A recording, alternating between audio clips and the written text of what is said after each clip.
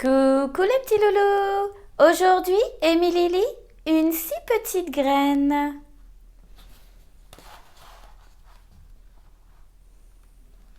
Une graine atterrit au sommet d'une montagne couverte de glace. Là-haut, la glace ne fond jamais, elle ne pourra pas s'enraciner. Les autres graines poursuivent leur chemin, mais la plus petite est un peu à la traîne. Les graines traversent l'océan. Une graine tombe à l'eau et coule. Emportée par le vent, les autres continuent, mais la plus petite ne vole pas aussi haut qu'elle. Une graine se pose au milieu du désert. Il y fait chaud et sec. Elle ne pourra pas pousser. La toute petite graine vole presque à ras du sol. Maintenant, mais le vent continue à l'entraîner. Soudain, le vent cesse de souffler et les graines tombent doucement sur le sol. Un oiseau arrive et picore une graine, mais pas la toute petite. Elle est tellement petite qu'il ne la voit même pas. Pendant l'hiver, les graines se reposent de leur long voyage. La neige les recouvre d'une couverture blanche. Dans le sol vit aussi une souris.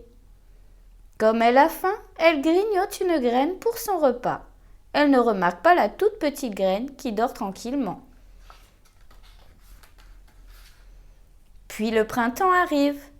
Les graines gonflent, s'arrondissent et enfin elles s'ouvrent. À partir de ce moment-là, ce ne sont plus des graines, ce sont des plantes. D'abord, elles plongent leurs racines dans le sol. Puis leur tige sort de terre. Leurs feuilles se déplient et elles commencent à grandir. Mais il y en a une qui pousse beaucoup plus vite que les autres. C'est une mauvaise herbe.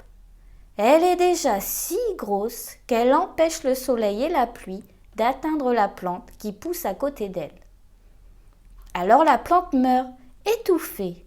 La toute petite graine ne s'est pas encore éveillée. Bientôt, il sera trop tard.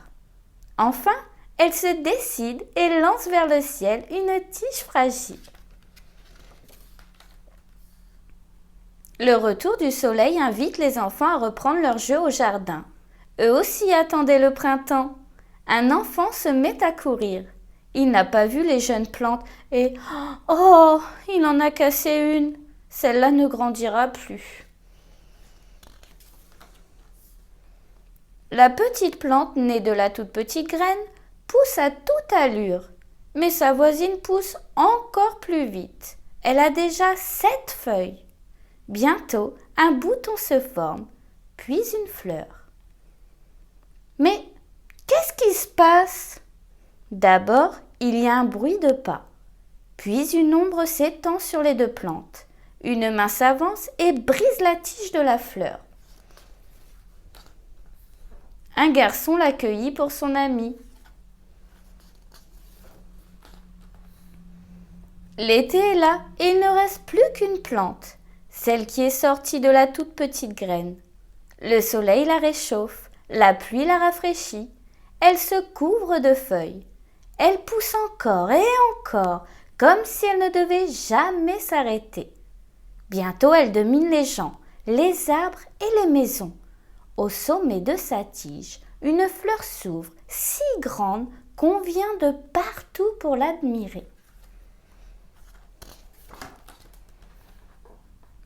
Tout au long de l'été, oiseaux, abeilles et papillons s'empressent autour d'elle. Ils n'ont jamais rien vu d'aussi beau que la fleur géante. Puis l'automne revient, les jours raccourcissent, les soirées fraîchissent, et le vent, en soufflant, arrache les feuilles jaunes et rouges. Des pétales se détachent de la fleur et se mêlent au balai tourbillonnant des feuilles.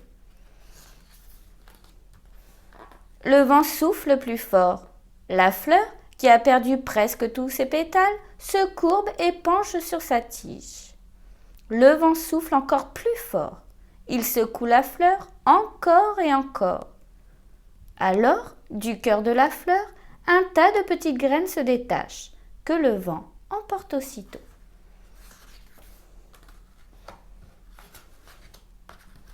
Si tu as aimé mon histoire, abonne-toi.